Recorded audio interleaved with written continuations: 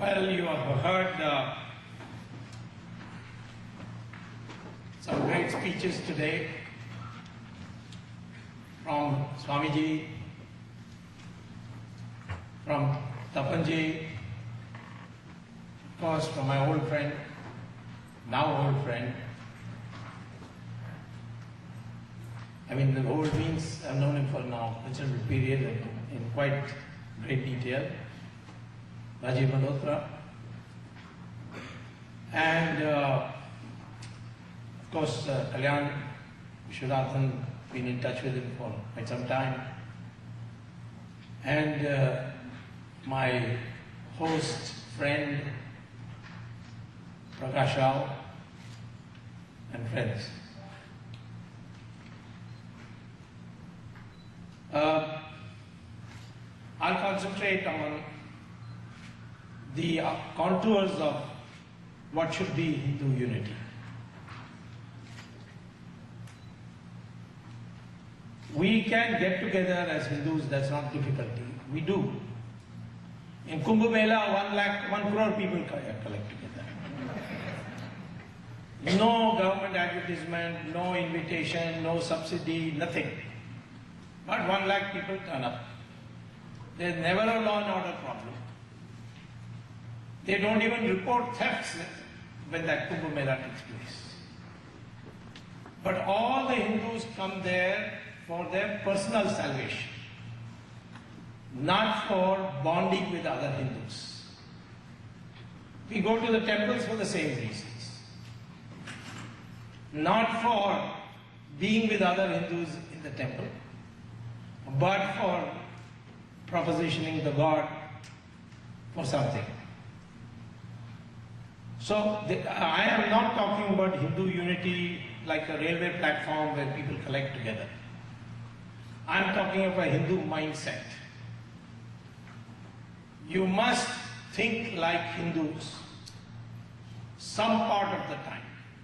I'm not saying on a daily basis, for 24 hours a day, you should be only thinking of the Hindu cause. But I'm saying that there are some issues which come up, and there you must bond as Hindus. It's an enormous power. We are, whatever the census results may be, not less than 80%. And if half of that, namely 40%, vote as one, we'll get 2/3 majority in parliament. But we don't vote as one. We at most will vote 15–20% as one, and that too on special occasions. So therefore we have to construct by appealing to the mind of the people, because today the battle is in the mind. It is not the battle of invaders coming with weapons to conquer your country. It is now the invasion of the mind which has to be liberated. And that's why I admire Rajiv Malhotra.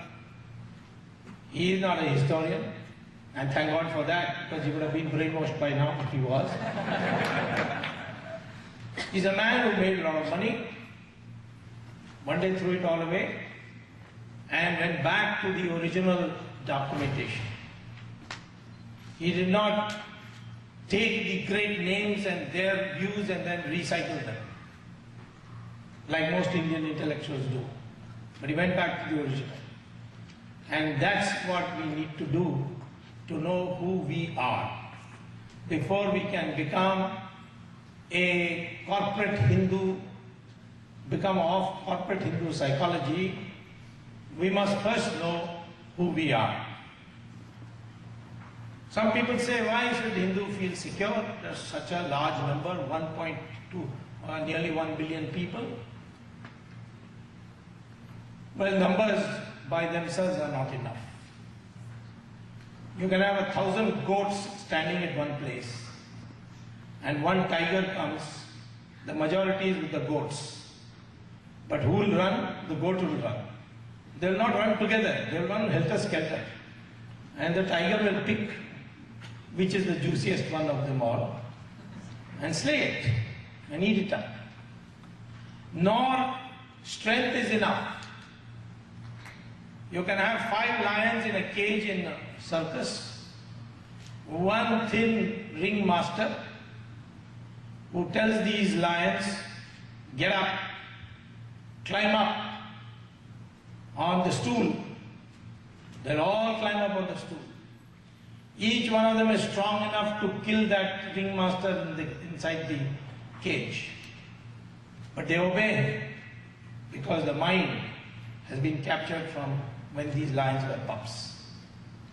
Today we Hindus are like that. Partly goat, partly lion of the circus.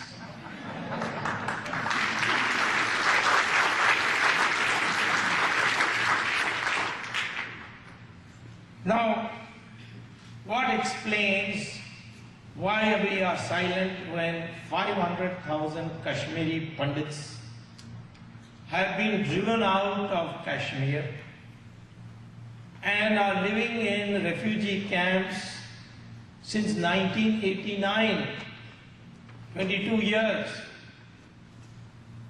Refugee camp in your own country. I think we have set up a world record. Somebody should send it to the Guinness Book of World Record.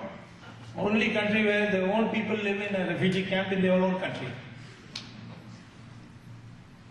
Nobody talks about it. Governments have come, governments have gone. Unfortunately, when I came into government, we didn't last very long. And the problem had not started really. I became a minister in 1990. This happened in 1989.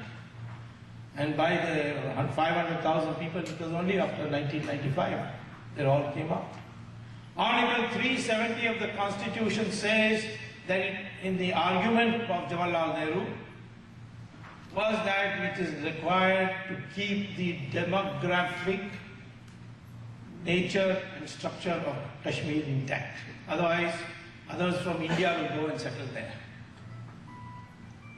Well, that means that article also applies for changing the demographic composition by driving out the Hindus.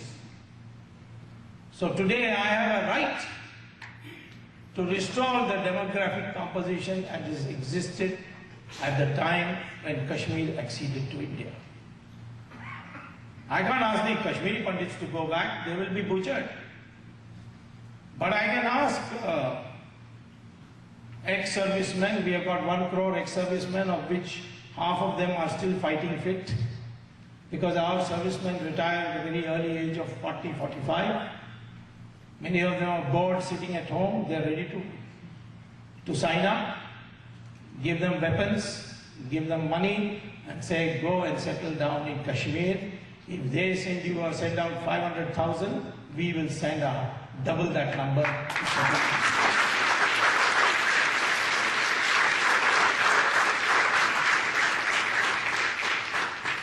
All these 500,000 Kashmiri Pandits had residences, from which they were forcibly driven out. So you can take that address also and ask the servicemen, this is your house now, go and occupy it. I have a Janata Party unit in Srinagar, which is 100% Muslim. And they all speak about Kashmir being part of India. Courageous, brave people. My partymen there are not many, there are about 24 people. But when I had a meeting with the women of Kashmir, Muslim women, they told me that we don't want to be part of Pakistan. We'd be quite happy to be part of India. Because we know what our fate is when these mullahs take over. But the propaganda which is being unleashed against us is that the Hindus will never fight, and after much bloodshed they will concede. They conceded Pakistan, they will concede the independence of Kashmir also.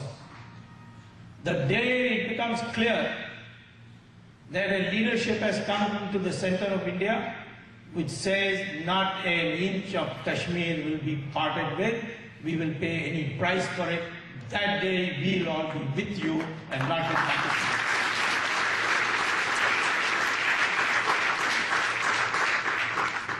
And Kashmir is whose? It is ours. I don't need any document for it, although I have a document. That document is the instrument of accession. How was Pakistan created? 1947 June. The British Parliament passed a law, because there was no Pakistan at that time. They passed a law saying that because there are Muslims who don't want to live with Hindus under Hindu majority, those Muslims who don't want to live, we will create a separate country for them, and that was to be called Pakistan. And the resolution got passed. They also said, because the British only controlled 2/3 of United India, 1/3 was still under the Rajas, even though they had regions. The British had placed regions there. The Mysore Raja, they had Nizam of Hyderabad, there were about 600 Rajas. And the British declared them as independent countries, including Kashmir.